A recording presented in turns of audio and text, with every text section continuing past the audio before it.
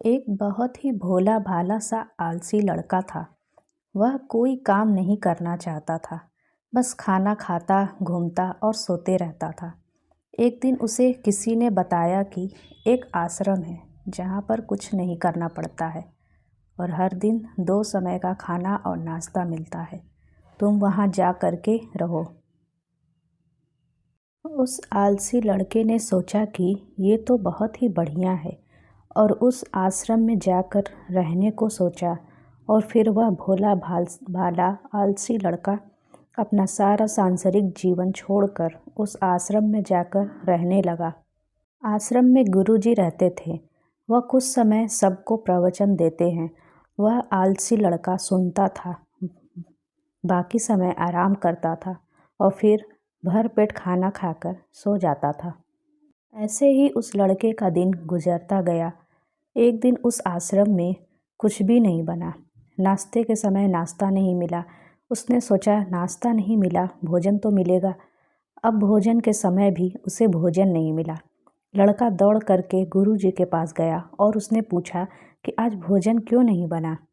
गुरुजी ने कहा कि बेटा आज एकादशी है और जितने भी आश्रम के सदस्य हैं उनका उपवास है और तुम्हारा भी आज उपवास है। आज भोजन नहीं बनेगा। वह लड़का आलसी था और उसे भूख भी बहुत लगता था। उसने गुरुजी से बोला कि मैं आज उपवास नहीं रहूँगा, मुझे भूख लगी है, मैं खाना खाऊंगा। गुरुजी ने बोला ठीक है, जाओ भंडारे में से सामान लेकर आओ और आश्रम में नहीं बाहर ले जा कर के बना लो। लेकिन याद रखना, भोजन बनाने के बाद सबसे पहला भोग भगवान को लगाना और फिर तुम प्रसाद पाना।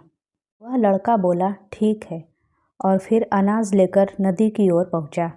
भोजन पकाने लगा, तैयार हुआ। उसके बाद कहने लगा कि भगवान श्री राम आइए, पधारिए, भोग लगाइए।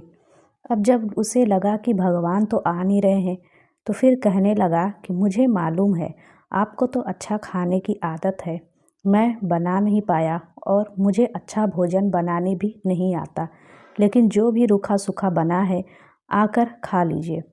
भगवान श्री राम उसकी सरलता पर बहुत ही प्रसन्न हुए और उस लड़के को दर्शन दे दिए। उसने देखा कि भगवान श्री राम आए हुए हैं और उनके साथ में माता सीता भी आई हुई हैं। लेकिन लड़के ने सिर्फ 2 लोगों के लिए ही भोजन बनाया था, एक अपने लिए और दूसरा भगवान के लिए। और अब क्योंकि भगवान के साथ माता सीता भी आई हुई हैं तो उसने उस भोजन को माता सीता और भगवान के सामने ग्रहण करने के लिए रख दिया। भगवान श्री राम और माता सीता ने भोजन किया और उसके बाद जब वो जाने लगे तो यह भोला सा आलसी सा लड़का बोला कि प्रभु आप आए, दर्शन दिए, बहुत अच्छा लगा। मुझे खाने को कुछ नहीं मिला, लेकिन कोई बात नहीं। लेकिन आपसे एक विनती है कि अगली बार जब आप आएंगे तो कितने लोग आएंगे ये बता दीजिए, ताकि मैं उतने लोगों के लिए भोजन बनाकर रखा रहूं। भगवान श्री राम मन ही मन मुस्कुराए और फिर अंतर्ध्यान हो गए।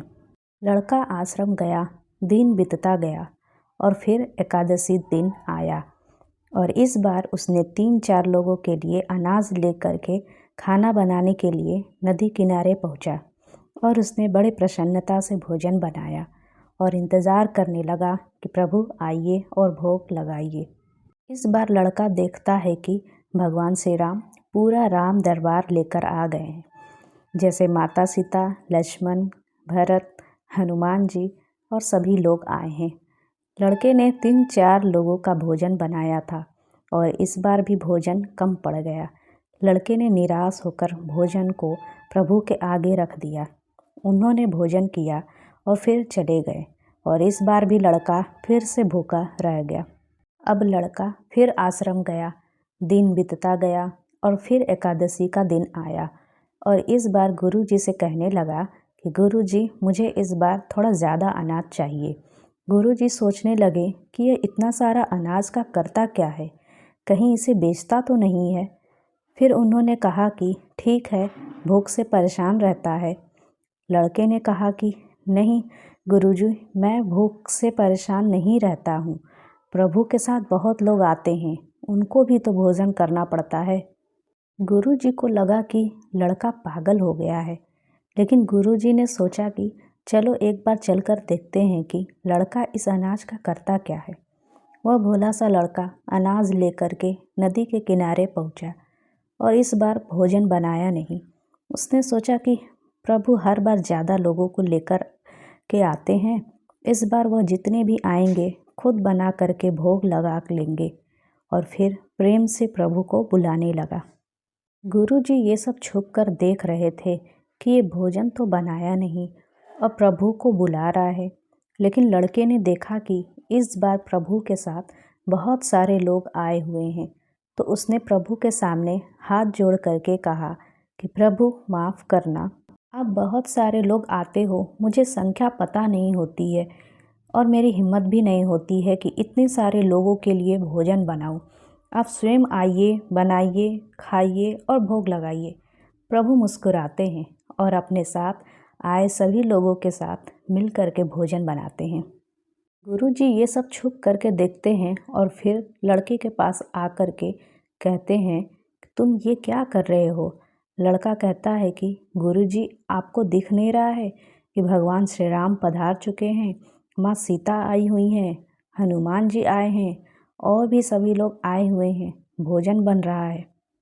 गुरुजी ने बोला कि पागल हो गया है, मुझे तो कोई दिख नहीं रहा है। लड़का गुस्सा होकर बोला, प्रभु आप ये क्या कर रहे हो? एक तो मुझे भूखा रखा है और गुरुजी को दर्शन नहीं दे रहे हो, जो मुझे पागल समझ रहे हैं। कृपया करके गुरुजी को दिख जाओ। भगवान बोले, नहीं, मैं इन्हें नहीं दिख सकता। लड़का बोला, क्यों नहीं दिख सकते? मेरे गुरुजी तो बहुत महान हैं, बहुत बड़े ज्ञानी और ज्ञाता हैं। भगवान बोले, हाँ ज्ञानी और ज्ञाता होंगे, लेकिन तुम्हारी तरह सरल नहीं है। जो सरलता तुम में है वो तुम्हारे गुरुजी में नहीं है। लड़के ने ये बात गुरुजी से कह दी कि भगवान श्री राम कह रहे हैं कि आप में सरलता नहीं है, आप मेरी तरह सरल नहीं हैं, इसलिए आपको नहीं दिख सकते। गुरुजी की आंखें नम हो गई और रोने लगे और बोले कि बिल्कुल सही कहा, मेरे अंदर तुम्हारे जितना सरलता नहीं है। और फिर माफ़ी मांगने लगे और फिर भगवान ने गुरुजी को भी दर्शन दिए। ये कहानी हमें सिखाती है कि जीवन में सरलता सबसे आवश्यक है। जितने सरल बने रहेंगे उतना जीवन में आगे बढ़ते चले जाएंगे। जब आप सरल होते हैं तो आप खुद भी मुस्कुराते हैं और दूसरों को भी मुस्कुराने की वजह देते हैं।